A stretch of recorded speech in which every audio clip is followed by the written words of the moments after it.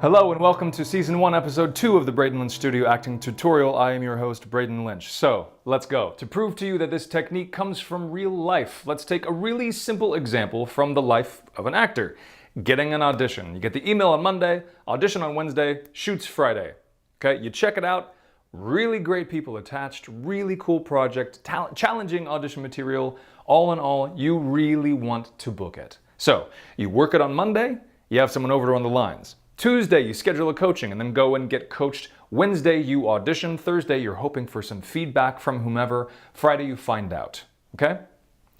During this week, this event in your life, you're going to be having all kinds of thoughts and feelings, right? Now, there's going to be someone else who gets the same audition who's going to have completely different thoughts and feelings about it. And the reason why starts with what I call the relevant history, which is exactly what it sounds like. All of those things in your history that are relevant to this event in your life, your history with acting in general, with auditions, with this casting director, with this kind of project, with the type of scene that you're auditioning for, the list goes on, all right, with both conscious and subconscious memories, right? Now, the reason that you and this other actor don't feel the same about it is simply because your relevant histories are very different. Maybe you love this casting director, they don't. You love this kind of project, they'd rather do something else. This kind of scene challenges you, it bores them, right? And the same is true with how you may get really excited about one audition but want to pass on another. Your relevant histories between the two are different, okay? So that's the first element that influences your behavior, the relevant history. The second is what you start imagining the future might hold. You, being the person who really wants to do this project, you might start thinking about how amazing it would be to film this, right? Work with these people, what it would do for your career and your finances, blah, blah, blah.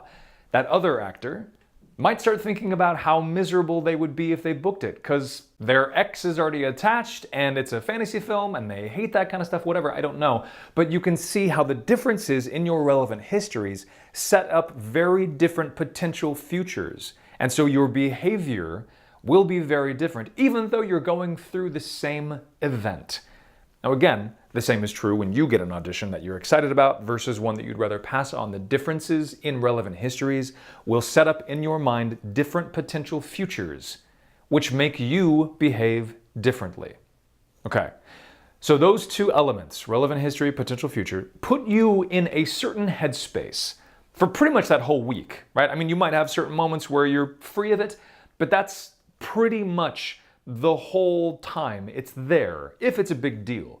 Now, it may be stronger or weaker at times. It may change subtly, depend on how it's all going, but it's there. Now, the next element. You're in this headspace, right? And in walks the person who's going to run lines with you. I want you to pick somebody, absolutely anybody. It doesn't have to make any sense. That person's going to run the lines with you.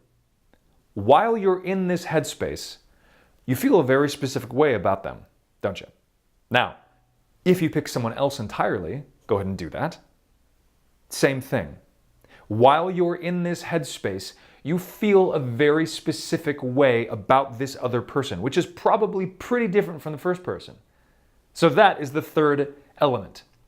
It's called the emotional relationship. Just exactly who is this and how do you feel about them? Now, when you're in that headspace and when that person walks in, what happens in real life, and so also in this technique, is that you want something from them. You want them to help you run the lines. Maybe you want them to stop screwing around, to stop telling you how to do it, to have fun with you. Could be one of a lot of things, but it pretty much always boils down to just one main thing in your head. And whatever that is, run the lines with me, stop screwing around, anything in that kind of format, we call that the objective.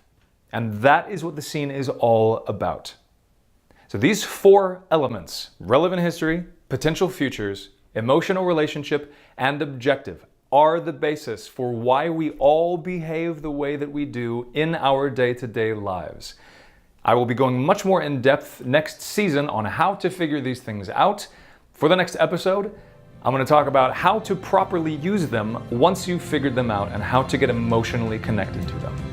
I'll see you there.